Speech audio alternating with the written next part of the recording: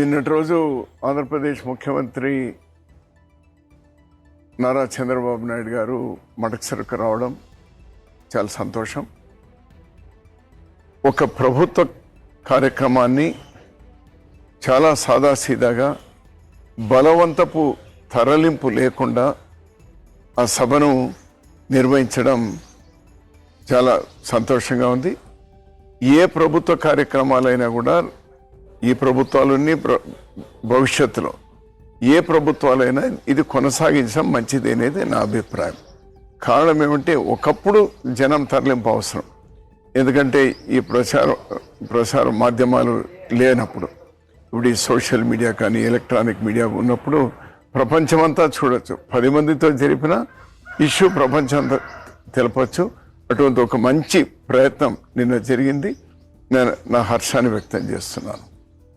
అలానే మడకసిరిలో గత 10 సంవత్సరాలుగా అపరిష్కృతంగా ఉన్నటువంటి సాగునీరు, లేదా తాగునీరు, లేదా పరిశ్రమలు, రోడ్లు, ఇటువంటివి ఏవైతే ఉన్నాయో వాటికి రైతాంగానికి సంబంధించి ముఖ్యమంత్రి గారు స్పష్టమైనటువంటి హామీలు ఇచ్చినారు. నా హర్షాన్ని వ్యక్తం చేస్తున్నాను. ఒక మడకసిర వాసిగా నా హర్షాన్ని వ్యక్తం చేస్తున్నాను. వాటన్నిటి కూడా వెంటనే ఇంప్లిమెంట్ చేసేటువంటి శక్తి కూడా భగవంతుడు ఈ ప్రభుత్వానికి ఇవ్వాలి. మడకసిరిలో గత 10 సంవత్సరాలుగా పెండింగ్ ఉన్నటువంటివన్నీ పరిష్కారం కావాలి అని నేను కోరుతా ఉన్నాను. దశాబ్దాలుగా ఉన్నటువంటి ఒక సమస్యకు సుప్రీంకోర్టు పరిష్కారం ఇచ్చింది నిన్నటి రోజు. 7 ధర్మాసనంలో ఉన్నటువంటి జడ్జీలు ఒక మంచి నిర్ణయాన్ని వెల్లడించినారు, తీర్పునిచ్చినారు. ఎస్సీ ఎస్టీలో వర్గీకరణ జరగాలి, అందరూ సమానంగా రావాలి అనేటువంటి దాంతో ఇచ్చారు. మనస్ఫూర్తిగా నేను హర్షిస్తా ఉన్నాను. సుదీర్ఘమైనటువంటి పోరాటం ఈరోజు సాకారమైంది. అందులో భాగస్వాములైనటువంటి అందరికీ, ప్రత్యేకించి మందకృష్ణ మాదిగ ఎక్కువగా శ్రమించినారు. మిగిలినటువంటి వాళ్ళు కూడా వేదికలు సపరేట్ అయినా కూడా అదే లక్ష్యంతో పనిచేస్తూ వచ్చినారు. అందరికి కూడా నేను అభినందనలు తెలియజేస్తున్నాను. ఇది అందరికీ మేలు జరుగుతుందని నేను పర్సనల్గా విశ్వసిస్తున్నాను. కాంగ్రెస్ పార్టీ కూడా విశ్వసిస్తుంది. అలానే ఇప్పటికైనా కేంద్ర ప్రభుత్వం ప్రతిష్టలకు పోకుండా జన కుల గణన జరగాలి. ఇప్పుడు ఎస్సీ ఎస్టీలో కూడా వర్గీకరణ జరగాలంటే ఇందులో 59 వర్గాలు ఉన్నాయి ఎస్సీల్లో, అదేవిధంగా ఎస్టీలో కూడా చాలా ఉన్నాయి. ఎవరు ఎంత అని తెలవాలి కదా. ఇంతవరకు ఎస్సీలు ఎందరు ఉన్నారు, ఎస్టీలు ఎందరు ఉన్నారని తెలుసు అంతే. అందులో ఉపకులాలు ఎన్ని ఉన్నాయని తెలియదు కదా. అవి తెలుసుకోవాలంటే కుల జనగణన జరగాలి. So this the right time. ఇంకా ఆలస్యం చేయదు. ఇది దేశానికి అంతా సంబంధించింది. ఇప్పుడే అందరూ ఏమడుగుతున్నారు, మేమెంతమంది ఉన్నామో మాకంత వాటా రావాలి అని. తప్పేముంది ఏంటాను నేను. అందులో మెరిట్టే వస్తారు, మెరిట్ లేనోళ్ళు ఎవరు రారు. సో దీనికి కేంద్ర ప్రభుత్వం వెంటనే అంగీకరించాలి.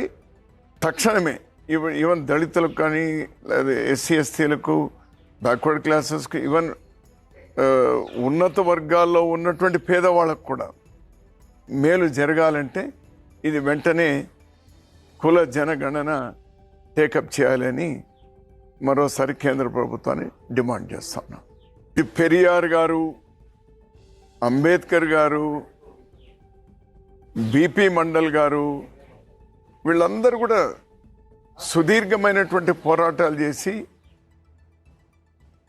ఈ కుల జనగణన జరగాలి అనేటువంటి డిమాండ్ చాలా రోజులుగా ఉంది. ఇదేం కొత్తదేం కాదు. దీన్ని రాహుల్ గాంధీ గారు మరో లెవెల్కి తీసుకెళ్ళినారు. రాహుల్ గాంధీ గారు కేవలం కాంగ్రెస్ పార్టీనే కాదు, ఈరోజు దేశంలో ఉన్నటువంటి బీజేపీ మినహా అన్ని పార్టీలు కూడా, ప్రాంతీయ పార్టీలతో సహా ఇది చేయాలి అని ఈరోజు కూటమిలో బీజేపీ కూటమిలో ఉన్నటువంటి పక్షాలు కూడా కులగణన జరగాలి అనేటువంటి డిమాండ్ చేస్తూ ఉన్నారు. దీన్ని రాహుల్ గాంధీ గారు ఈరోజు ఒక సక్సెస్ఫుల్గా అందరి యొక్క అభిప్రాయాలను సాకారం చేయడానికి ఇది ఒక సుప్రీంకోర్టు తీసుకున్నటువంటి నిర్ణయం, రాహుల్ గాంధీ గారు తీసుకున్నటువంటి పోరాటానికి ఊతం ఇచ్చింది. ఇది సాకారం అవుతుంది అని నేను విశ్వసిస్తా ఉన్నాను.